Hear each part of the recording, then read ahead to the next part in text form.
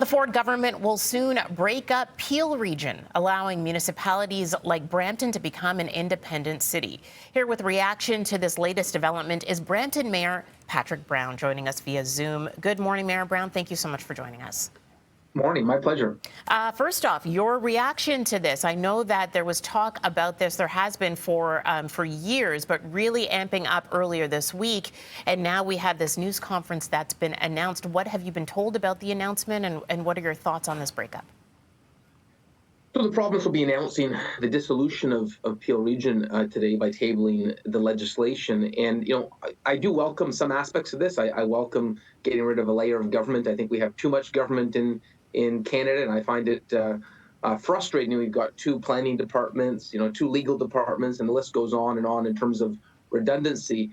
My one caveat in all of this is that we have the Premier's assurance that we'll be made whole, but essentially all the critical infrastructure for the region of Peel is in Mississauga, and it's at capacity. So our water treatment, our wastewater plant, our police headquarters, very expensive infrastructure, and already we don't have the servicing capacity for new housing development. We're on the precipice of having to rebuild this in Brampton, and Mississauga was going to be paying half the cost. And all of a sudden, when it's their turn to build the infrastructure, they're saying they're leaving and they don't have to pay the bill. And so we're talking about billions of dollars, and we subsidize Mississauga's growth. And my expectation, I've told this to the Premier and the Mayor of Mississauga, is that you can't leave the table when it's time to pay your bill, and we fully expect fairness in how this is addressed. And we will be livid if Brampton taxpayers are taken advantage of in this process. Have you had talks at all with Mayor Crombie or the Premier about getting a settlement before you even have to go to court, something that can be paid out to you in full so that Brampton, as you said, can be made whole before this dissolution takes place? So, the Premier's assured me he's going to create a panel that's going to look at all this. And he said that Mississauga will not be able to walk away from their bill, and he's assured us we will not be shafted, or we will be made whole.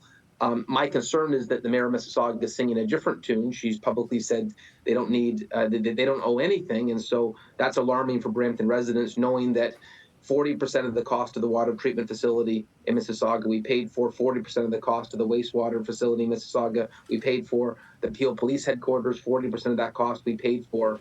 And so we expect what we paid to build infrastructure in Mississauga is paid back, not at $1970, because the region of Peel has been in existence since 1974, but what it would cost to rebuild that infrastructure at $2023. And our initial estimates are staggering: $1 billion for a water treatment facility, $3 billion for wastewater. These are well beyond a municipal capacity to be able to finance.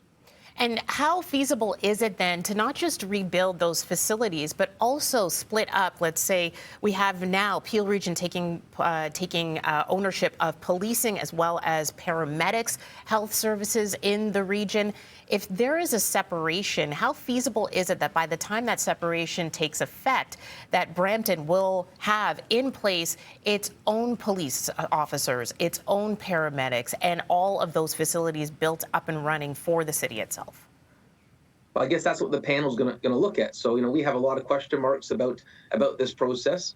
And, as I've said to Mayor Crombie directly, I know she wants independence from the region of Peel, but it can't be a free ride on the backs of Brampton residents. This is not Canada's wonderland, and whatever we've contributed, we expect to be backed. It's just an issue of fairness, and we'll be insisting on it. And if the province doesn't ensure that is arrived at, then obviously we would look at what legal recourse we have. Now, a lot of residents of Mississauga and Brampton, as well as Caledon, are watching this play out, wondering what it's going to mean for them, their tax dollars. Is there a benefit to taxpayers in the end if Brampton does become its own municipality? Will taxpayers be paying more, let's say, for property tax, or less because there's going to be less of that sharing of monies with the city of Mississauga?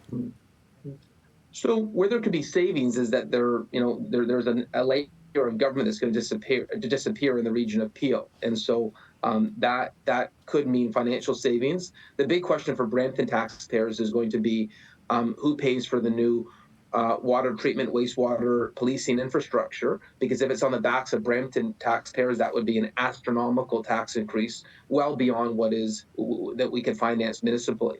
And so that's the big question mark for us. Will we be made whole? And what happens to the enormous investments we made into Mississauga to enable their growth? And so really municipalities fund growth. And so Mississauga is completely built out. They have all their pipes. They have all their infrastructure, and we subsidize 40% of the cost. Brampton is still growing. We have half the city that is in midst of significant growth. And if all of a sudden that cost share agreement is pulled away after we paid our bill, it would be egregious. Why do you think this is happening now? Unfortunately, we're out of time, but I do want to ask you, there's been talk about this for years. Why now? Why is this developing so quickly? Well, I know the mayor of Mississauga has been campaigning for this, and the province has agreed to look at it. All right, and you'll leave it at that? All right. Yeah. Well, thank you very much, Patrick Brown, the My mayor pleasure. of Brampton. Appreciate you speaking with us this morning, and we'll watch out for developments, of course, throughout the day.